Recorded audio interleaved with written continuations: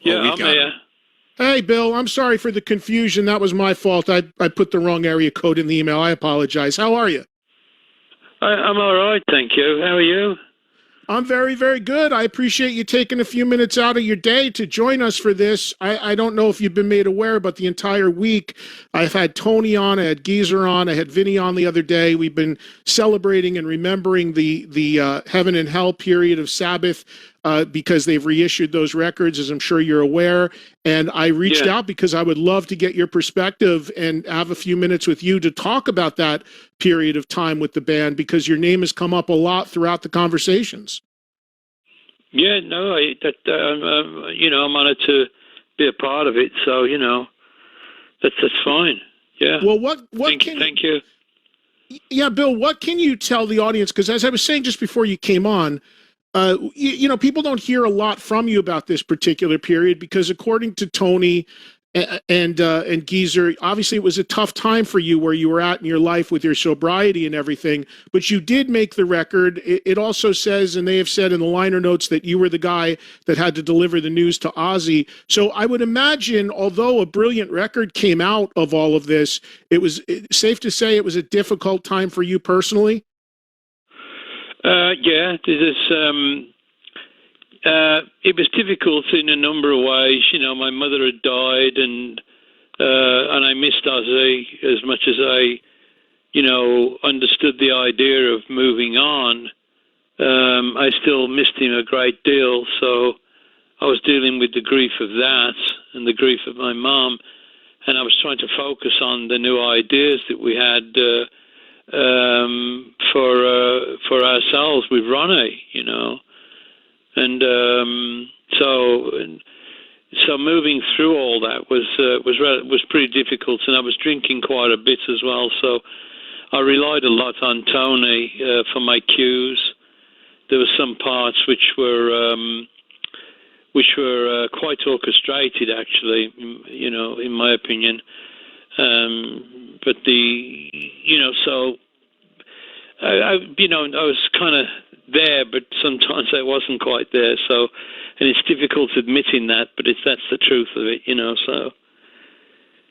Yeah, Tony had said, I'm curious, did you know Ronnie prior to him coming into the band? Because Tony had said that he had met him at a party, and that's how that was the connection. But did you have any history with him? No, the only thing that I had ever heard was during rehearsals, Sabbath rehearsals with Ozzy, when we were in Monmouth. I heard what we call the bus song. It's Rainbows. I forgot the name of the song. Sorry, Eddie. I'm losing Man on my a Silver memories. Mountain. As time passes. Man on a Silver Mountain. Sorry.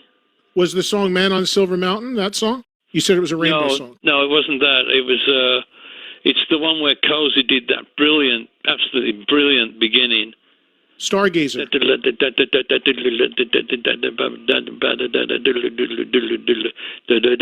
Stargazer. Yeah, Stargazer. Stargazer. Yeah, we call it the bus song. The reason why we call it the bus song is because when we were on tour in the early 2000s, that was the first record we played when we finished the Sabbath show. And I would get in my bus and we would put Stargazer on. Oh. So it stuck with me. And I heard Stargazer and I was so impressed by Ronnie's voice. I knew he had, it's quite obvious that he had, all the chops and everything else. So that's how I met him. I met him musically through Stargazer. Yeah, I mean, Tony also said that for him, he thought it was appropriate at that time to find a singer to come in that was very different than Ozzy. He didn't think it would have been appropriate to bring in somebody that sounded like Ozzy or acted like Ozzy. So he wanted someone that he could work with musically and that it would connect, but also that had a very different approach to singing and a different type of voice. Did you agree with that? Yeah, I mean, I wasn't really aware of any of that kind of stuff, to be honest. It's just like put it in front of me, tell us what we're doing and I'll play, So mine wasn't. That the idea of the collaboration, how it ought to be, and things like that was not something that was significant for me. Did you, Bill, I know it was difficult for you to see Ozzy leave and to have to deliver that news, but did you feel it was the right thing to do at the time? I mean, the one thing that I've gotten this week from Tony and Geezer is that there was really, the one thing they felt really strongly about with Ronnie coming in was that there was a new enthusiasm. They felt that Ozzy had really just lost a lot of enthusiasm for the band. Were you on board with the decision at that time? No, I think and this will probably come out in the book. No, I didn't agree necessarily with the decision, but I could understand that it was the right thing to do. Sometimes there's a difference between doing the right thing and doing the right thing, if that makes any sense. Mm-hmm. And so I actually saw it more of the end of Black Sabbath as we understood it, and I thought it was a very dangerous move. So that's how I felt about it. But I'm a musician, and so I agreed to the idea of moving on. I found Ronnie to be very friendly. We were pretty good mates, so there was no problems like that, And I showed up as a musician moving into something new, and I did what I'm supposed to do, I'm supposed to play drums and be helpful in any other ways that I can, and I tried to do that the best I could. But deep down inside, I had a lot of reservations about the entire idea of moving on, because one of the guys was, was hurt in battle, and he was having problems. What are your thoughts about the Heaven and Hell record now when you listen to it and the material on it? Do you feel it still holds up? Do you like the dynamics. I like the dynamics. I think it's great. I think we did some really good stuff.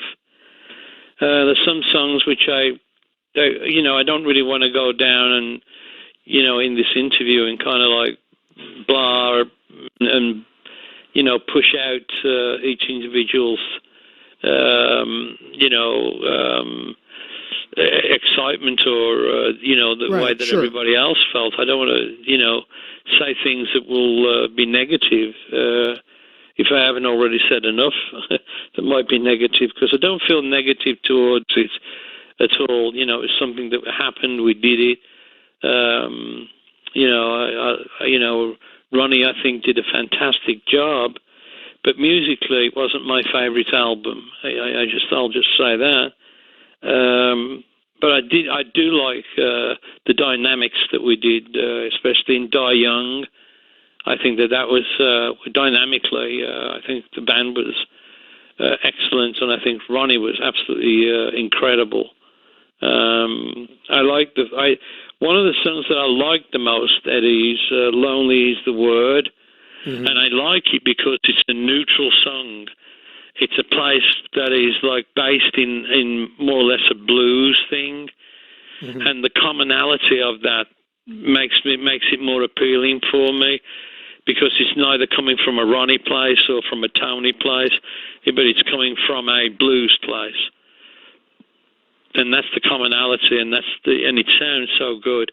And Ronnie did an incredible job on that, and so did Tony. I mean, the playing is just really, really good. I put that on occasionally and listen to it just for the nostalgia of it, so I like that a lot. I thought Heaven and Hell was kind of like a Sabbath thing, the way that I understood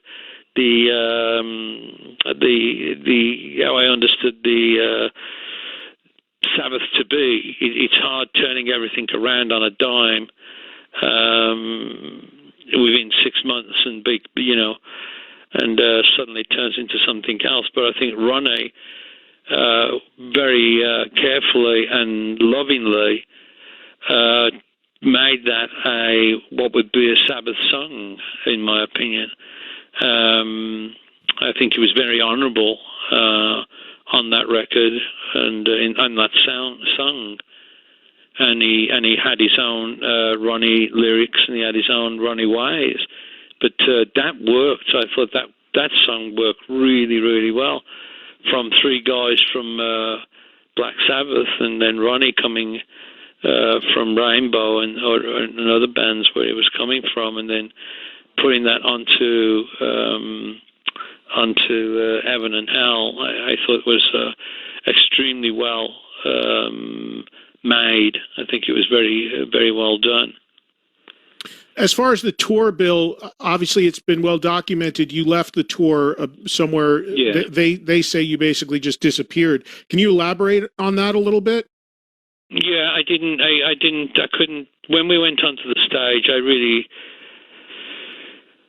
had a lot of difficulties playing Black Sabbath songs with Ronnie up front. Again, this is not I'm not talking about a personal affront about Ronnie. It just was so different and so difficult for me to accept and to be to think that was the norm. That was the new norm. Especially when we did songs like Black Sabbath and things like that. So I played them as best that I could on stage, but so I was having difficulty with that. I think my biggest fault was that I wasn't being honest with anybody at all. I was drinking more, and I wasn't being sincere.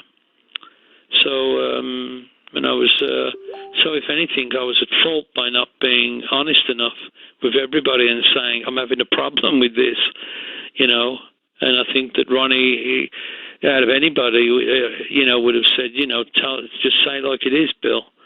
Because that's the kind of person that he was and is, So, right. So in that respect, that was one of the difficulties that I had when we were running it on the road. To the point where that coincided for me, where my drinking was I couldn't stop. I reached that place in my alcoholism where the drinking became more important than anything else, and I'd never crossed that line ever before in all the years of touring and everything that we'd done. I'd never crossed that line where booze became more important. And I crossed that line, and unfortunately I crossed that line, I believe it was in Indianapolis, I believe, and that was one of the worst things. I think that there's quite a lot of worse things in my life, but that's one of my worst regrets, that I moved on. I couldn't even play the gig, and I moved on. And that was just absolutely appalling on my part, and it's a regret that... I don't know how to repay anything or do anything about that. I've said enough sorries about it, and I've regretted it, but, I just try my best to not ever do that again. I've been living a different life for over 37 years now, so... and I hope that means something maybe to anybody that might be listening today, in terms of I've tried to, do things. I tried to make up for that when we did the reunion tours. I tried to play my ass off and give some credibility to everything for the mistakes that I did make. Yeah, well, with you leaving the band, and then Vinny was on the other day, and of course he was the guy that they brought in. Vinny had an interesting take on things, because I had asked him about his relationship with you, and he said wonderful things, and he told a few stories, but he said that for him as a drummer, he was coming. He had a different approach. He said, Bill. He described you as being a drummer, but also a percussionist. He said the way you played on the material was uniquely you. It was uniquely your style of playing. And he said it was a very different thing, and that he had to really work at doing the best to bring his style in, as well as doing the best he could to honor what you had done. And I thought that was a really interesting take from Vinny. Yeah, no, I mean, Vin's a drummer, and I'm an orchestrational drummer. So Vin, lays things down. Just listen to any Dio record, and he plays great on all that stuff. He plays fantastic. It's just really very straightforward. Everything hangs correctly, and it sounds how a rock drummer would sound. But I'm not a rock drummer. I'm an orchestrational drummer, and I play differently. If Tony plays a chord or a geezer plays a bass note, I react to that completely differently. I don't start laying down chops or start putting in a rhythm or things like that. I'm just simply not built like that. I'm not designed like that, and I probably never will be. So, but I thought that Vinny, when he played, I know I've talked to Vin about that. Where I've talked to a lot of drummers that have come in and sat in my drum seat. They all say the same thing. How they've tried to alter their style of playing to fit in the more orchestrated pieces and the more there's a lot of jazz things in there too that I was doing. So so it's there's a lot of guys that have sat in the drum chair and have been very very kind about my drumming and or appreciative of what I played. And but the hi-hats on War Pigs was always a thing for everybody, I think, to play. So, which is cool. It's like I'm, but that's why I think it works. I think Black Sabbath worked with Ozzy and Geezer and Tony and me, and that worked. And there's something about that seemed to work. That was a thing. And everything else, I think, that happened after that worked and sounded different and become different, and it sounded good, but it was just different. Yeah. It didn't have whatever that quality is that we have when the four of us do something together. It's a different thing. It's a different band.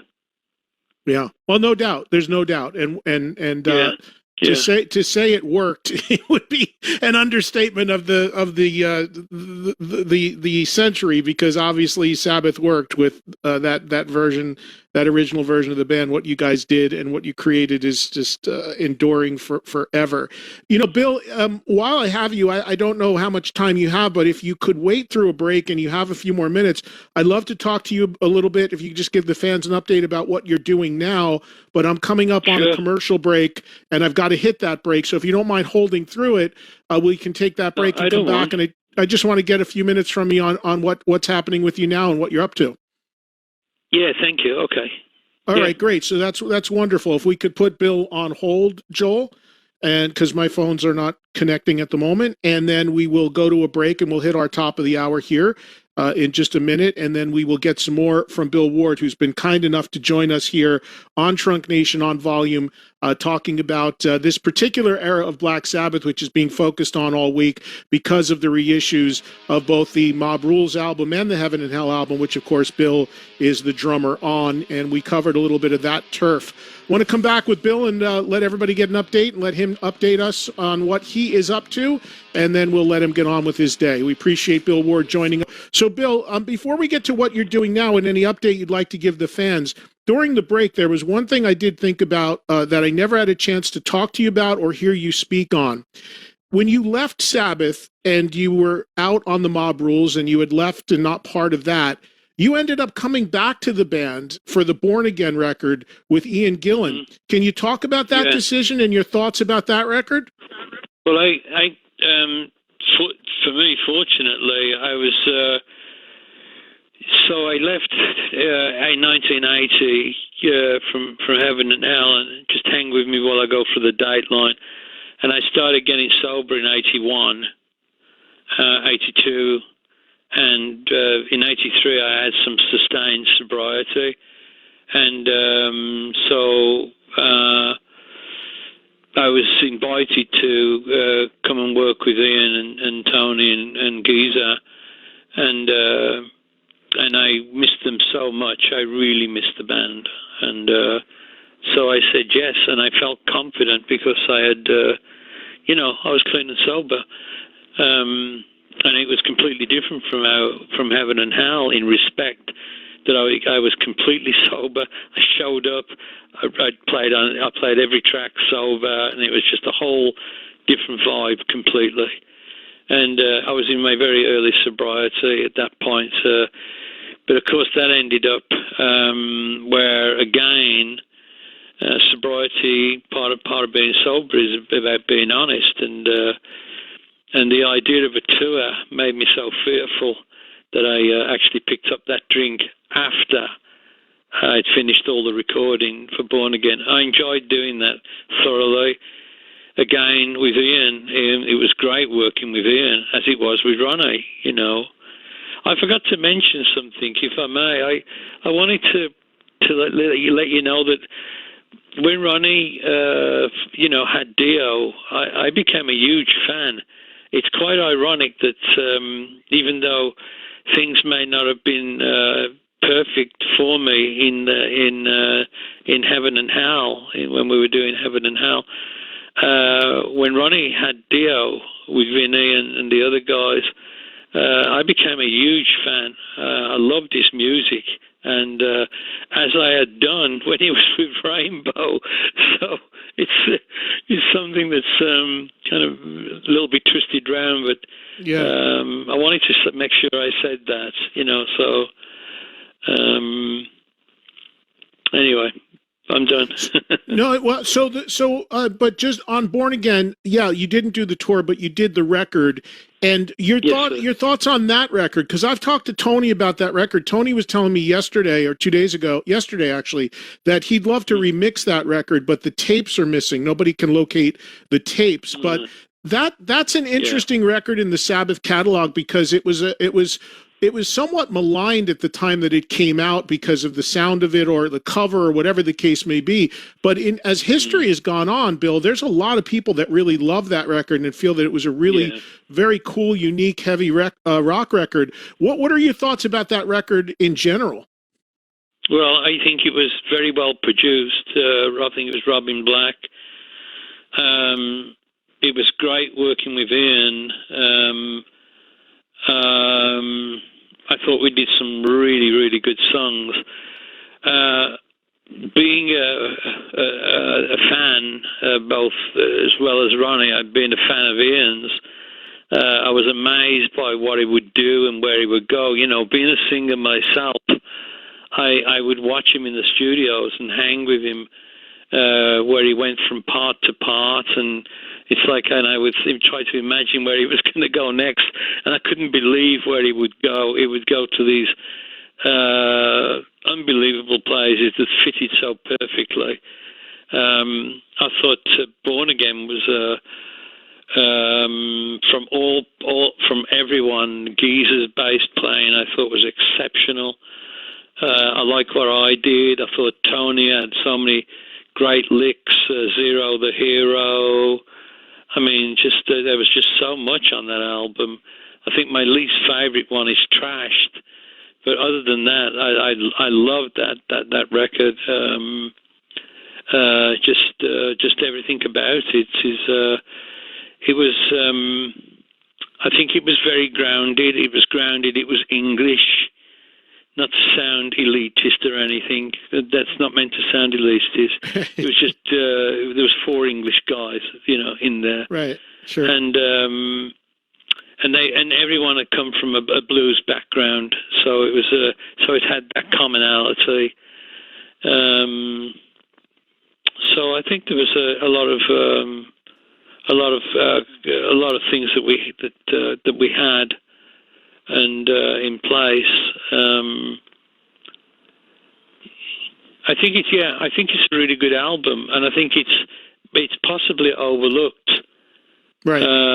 By a lot of people who perhaps haven't really listened to it. Maybe I don't know. I'm not going to be the judge of what other people listen to. So.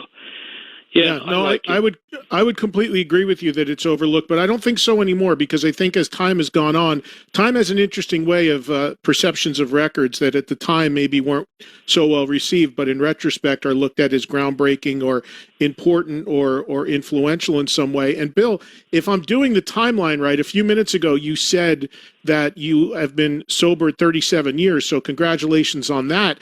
That would mean, if my timing is right, that around that time of Born Again, after you made the record, and it sounds like you fell off, but shortly after, you've been sober ever since. Is that accurate? That's correct. I got sober on the 2nd of January 1984. 2nd of January 1984. Wow! Congratulations. I marked my sober date as January the 24th, because that was the first time I could actually see anything properly. You know, I saw a newspaper and it said January the 24th, so I went, okay, we'll start from here, January the 24th, and I put that as my sober date. So in January 1984, yeah. Yeah. Well, congratulations. That's fantastic. So how is your health now, Bill? What have you been working on? What can you tell the fans about? And how are you feeling these days? I don't feel too bad. I wish I could get out and walk, to be honest, but I'm not going to do that. I'm playing air drums in the house, and I'm trying to really stretch my legs every day and try to, got a right knee has a bit of a problem, so I'm using a little bit of Tiger Balm on that and things, but I could definitely use more exercise. Writing-wise, I'm writing like a demon. I can't stop writing. I'm writing music. I'm writing some books. I'm writing poems. I just completed a new song for Day of Errors. We have 2 records ready to come out from Day of Errors. We have 1 unbelievable album from BWB ready to come out. All this stuff is mastered. It's just been sitting there because we don't know how to get it out into the world. And we know the ways of getting it out into the world, but we're trying to find a way where we might actually be able to make some money, heaven forbid. And so, we're not looking to make millions of dollars, but it would be nice to, have some way of presenting a product and actually getting some kind of a payment for it. Sounds old-fashioned, but, I actually believe in that. No, and I agree. believe in that for other musicians as well. Yeah. So if that gives me a kick in the ass by some of your listeners, then I don't really care, so they can do whatever they want. I know that people have to do whatever they want about that. So, but I'm just going to continue writing. I've gone back to the original album, and we're re-looking at that. I've gone back to When the Bow Breaks, and I've now made that into a triple album, and we're working on that. And we've got other albums from BWB lined up. We have a plethora of work, probably that could go on for at least the next 6 or 7 years. And for Day of Errors as well, I think we've got another 4 albums lined up for Day of Errors after for these two albums come out. So we've got man, I tell you what, when you're stuck in the house and you've got nothing to do. Yeah. Yeah, well. So I can't stop writing. I'm just I'm not just crazy about writing. Yeah, and that's been the trend, especially in the last year, of all the artists I've spent time talking to. It's the same thing. I mean, unfortunately, you can't do much more but record and write and be as creative as you can indoors. I think we're finally getting through that. I think we're finally going to be on the other side of it sooner than later, which is good news for everyone. And then we'll see where it goes. Did you mention earlier when you said something for the book and you referenced a book now? Are you writing your life story? Are you doing an autobiography? Yeah, I'm doing a book which is I've got one book completed, and I'd rather not name the title yet. But that's been complete for a while, and we do have a publisher for that. I don't know a date when it's going to be released. But the other book that I'm writing 2 or 3 other books. You know, I write all the time, so some of them are very personalized things. Some of them are sarcastic looks at life, and but I guess the biggest book that I'm writing is my biography, and but it's not like and then you know, in 1968 we became famous, and then we did this, and then we did that. In the book, I'm trying to be as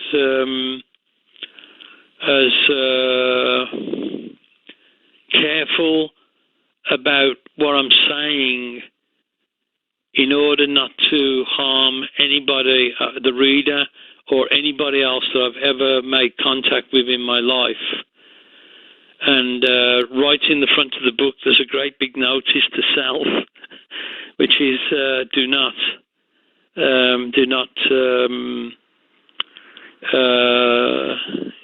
you know, discriminate, or do not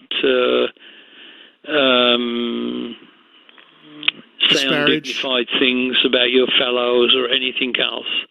Right. I'm not going to write a book about, so it's not going to be a dirt book. So that I guess that puts me right down way below where everything else, where the publishers or some publishers like it to be. I'm trying to write something that's dignified, and I spend more time. Actually, I was just writing only just the other day. In fact, it was yesterday. I was writing about, just picking something up here. I was writing about my old Land Rover, and I don't know whether anybody's interested in that, but you know, the old Land Rover that I used to drive, we had it on the farm when we had a farm, and I'm writing about just like details about that, and then I'll move. I love moving. It's almost still the same as orchestrational playing. I'll move from that into this, you know, what it was like to play in the sound waves with Geezer on stage. And so it's just it's amazing to be in all the dynamics of an onstage show, and learning to let that be the norm. That was the norm for me. I worked inside sound waves on stage, and when the wind would blow the sound, I would lose the count.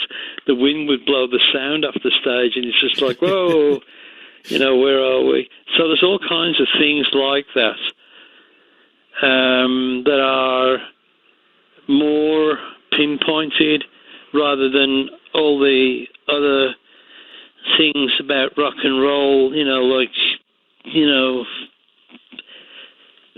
things that are, to me, that are distasteful now, and I have grandchildren, so I'm writing it more or less for the grandchildren, and so they can understand that I work with some great men, some great players, some great musicians. I work with so many good musicians, and I've so far, and I still continue to do that, and so it's a book about, I hope it'll be a book about being honourable and being worthwhile to other musicians and to interested readers, period. Bill, final question. Do you have any hope to be able to play live again, even, with your own thing, or even, are you comfortable with Sabbath being put to rest? I know you weren't part of the most recent run of shows, but talking to Tony yesterday, I mean, he's been dealing with some health stuff. We know Ozzy's been battling some serious health stuff. You've had your fair share of issues. I have, yeah. Do you think that it's fitting and right? Or, Tony said he'd love to play again, but he could only see a one-off or something special. He couldn't ever see touring again. Where do you stand on playing live? And as far as the Sabbath legacy being done now, do you think that it's appropriate that it's done? Well, I'm not done with Black Sabbath legacy. Right, but I mean, as a touring entity, I haven't been done. I was made done, but I'm not done. Right. So the others might be done, but I'm not. But as far as being realistic about that, as far as touring with Black Sabbath, then I don't have the chops, and I don't have the ability to drive a band like that on stage. You have to be, I have to be back at 60 years old to be able to do that. And as far as my own band, we're looking at how we can do shows live, with both BWB and Day of Errors, and I'll go and play with Day of Errors. I'll play drums with Day of Errors, clubs, wherever we have to go, to do that. So we've still got a very open mind, all of us, for working with Day of Errors live. I would love to do a studio album with Sabbath, with all the original members. So, and I don't know, I mean, I'm just saying that, I'm just floating that out there. I haven't talked to anybody about that or anything else, but I'm not done. So the other three might be done, and I respect that. But no, I'm not done. I think as long as we all exist, and we're still breathing in air, I think we have every possibility of making some great music together.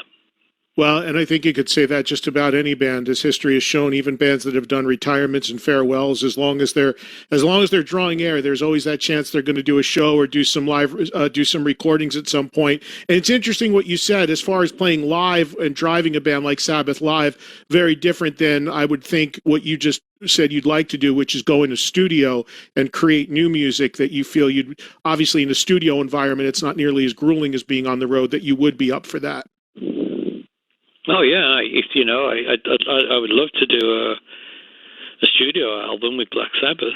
Yeah, right. But I'm being honest, and I'll be 73 next birthday, and I know what kind of energy it takes to drive that band.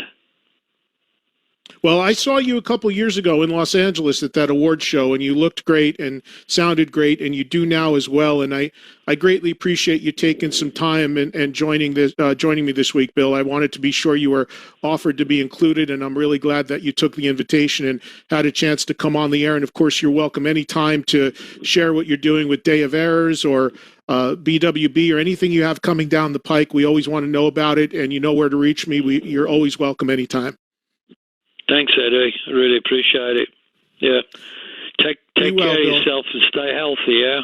You too. And next time I'm in LA, when things start picking up again, I'll definitely hope to see you and spend some more time. All the best. All the best, mate. Yeah.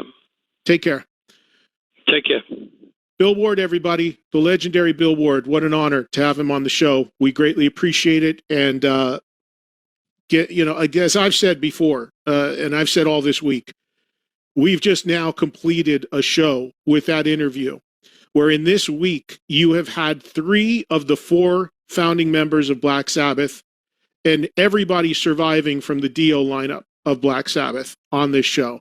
And to me, that stuff is just sacred, because we all know the clock is ticking for all of us. And the fact that all 4 original members of Black Sabbath are still with us, which is just fantastic to know. Like Bill said, you never know. You never know what could happen. I mean, really powerful stuff there at the end with Bill saying, I'm not done. I'd like to go make a record. I'm going to keep writing and be creative. I mean, that's fantastic. It really is. Bill has had a lot of health issues. He had multiple heart attacks, if I'm not mistaken. But he is resilient, and he has a great attitude about things, as you just heard. And he's got 37 years of sobriety. I mean, it's just fantastic. And I spent time with him in LA probably 2 years ago, and he seemed in great spirits. He looked great. So impossible not to root for that guy. And how cool would that be? I mean, how cool would that be if, okay, we know Ozzy's got issues, we know Tony's got issues, we know Bill has issues, I'm talking physically and health-wise, but how amazing would it be if they could all get in a studio and make one final record with the original band of new studio material as a final statement? That would be good. I mean, it would have to be great. And talking to Tony, as we did yesterday, and as I have so many times in the past, there's no shortage of material. The man has an archive of riffs. Who knows? I think anything's possible, and I think what Bill said is spot on. As long as him or any of these guys are still drawing air, which we're grateful they still are, you can never say never for any band, in my opinion. All right, so there you go. Sabbath week in the books. Also, I always wanted to talk to Bill Ward about the born again period, and I'm so glad I got to do that and remembered to do that.